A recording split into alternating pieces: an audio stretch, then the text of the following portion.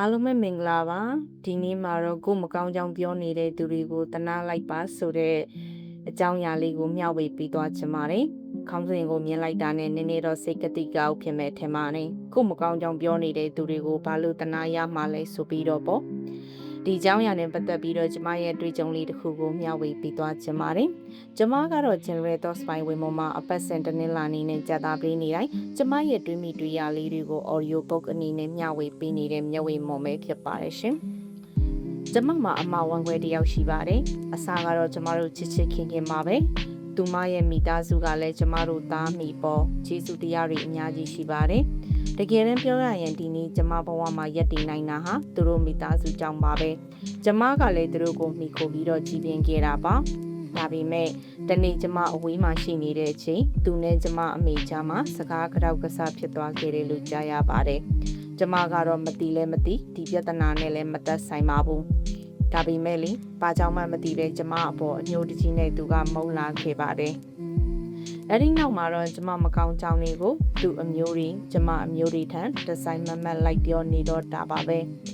အဲ့ဒီရအကျိုးဆက်အနေနဲ့ကတော့တချို့လူတွေကကျမနဲ့ဝေးကွာကြသလိုဝေးကွာသွားကြသလိုတချို့ကလည်းစကားမပြောတော့ပါဘူး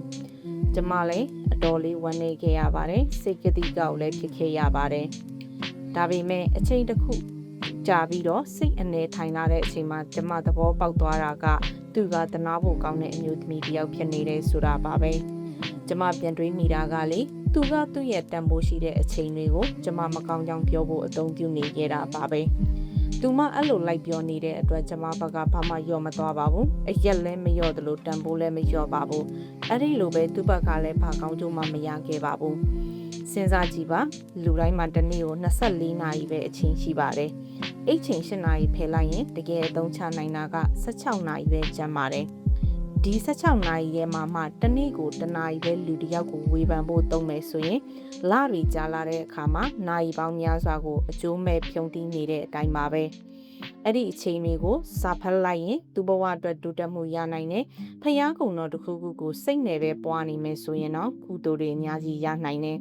ဒါပေမဲ့သူကအဲ့ဒီအချိန်တွေကိုအကုသိုလ်အဖြစ်ပြောင်းလဲနေပါတယ်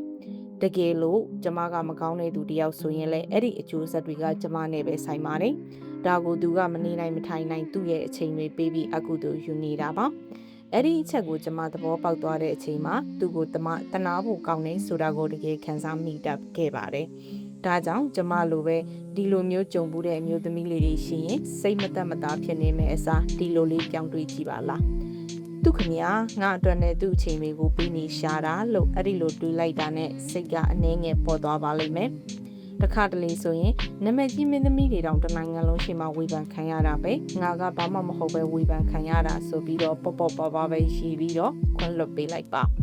ကျမလည်းဒီခေတ်ရက်ကနေသင်ခန်းစာယူပြီးသူ့လိုမဖြစ်အောင်ပို့ပြီးတတိထားနေထိုင်ဖို့ကြိုးစားနေပါတယ်အဆုံးမှာတော့သူများအကြောင်းပြောပြီးအချိန်တွေဖြုံးတီးနေတဲ့တနာစရာလူမဖြစ်ကြပဲကိုဘဝကိုတန်ဖိုးထားပြီးရှေ့ကိုဆက်ရှောင်နေတဲ့အမျိုးသမီးကောင်းလေးတွေဖြစ်ကြစေဖို့ဆုမွန်ကောင်းတောင်းပေးလိုက်ပါတယ်အားလုံးကိုချစ်တဲ့အမွန်အားလုံးပဲကျမပျော်ရွှင်တဲ့နေ့ရက်ကလေးကိုပိုင်ဆိုင်နိုင်ကြပါစေရှင်အပတ်စဉ် audio book လေးတွေကိုနားဆင်နိုင်ဖို့လဲ channel လေးကို subscribe လုပ်သွားပေးပါအောင်နော်ကျေးဇူးများကြီးတင်ပါတယ်ရှင်